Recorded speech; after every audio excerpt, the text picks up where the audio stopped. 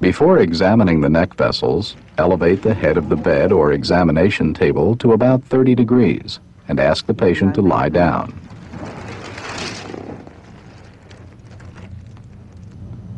To assess the carotid arteries, first inspect the neck for pulsations. To feel the carotid artery, place your left thumb or your right index and middle fingers on the right carotid artery just inside the sternomastoid muscle. Palpate in the lower half of the neck to avoid pressing on the carotid sinus.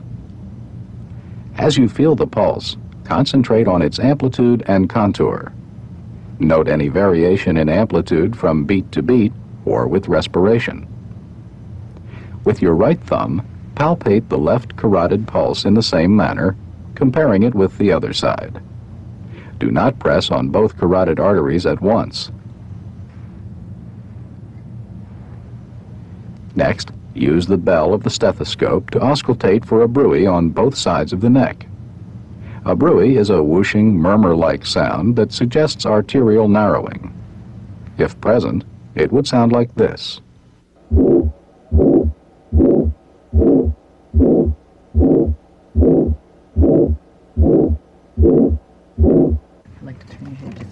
Now, examine the jugular veins.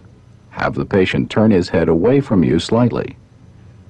Then, using tangential lighting, inspect the jugular veins on the right side. Usually, the best vein for analysis is the right internal jugular. First, identify the external jugular vein. If it's not visible, compression just above the clavicle may distend it. Then, find the pulsations of the internal jugular vein. Here they are seen between the two attachments of the sternomastoid muscle. To estimate jugular venous pressure and the pressure in the right atrium, first identify the highest point of pulsation in the internal jugular vein. Next, find the sternal angle.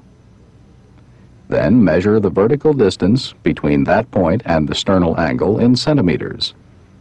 The number of centimeters is an estimate of jugular venous pressure. When recording this estimate, also document the angle at which the bed is elevated. In this patient, the internal jugular venous pressure is 1 centimeter above the sternal angle, with the head of the bed elevated 30 degrees. In another patient, the pulsations of the internal jugular vein are easy to see, especially during expiration. Note their soft, rapid, undulating quality, with 2 elevations and 2 troughs per heartbeat.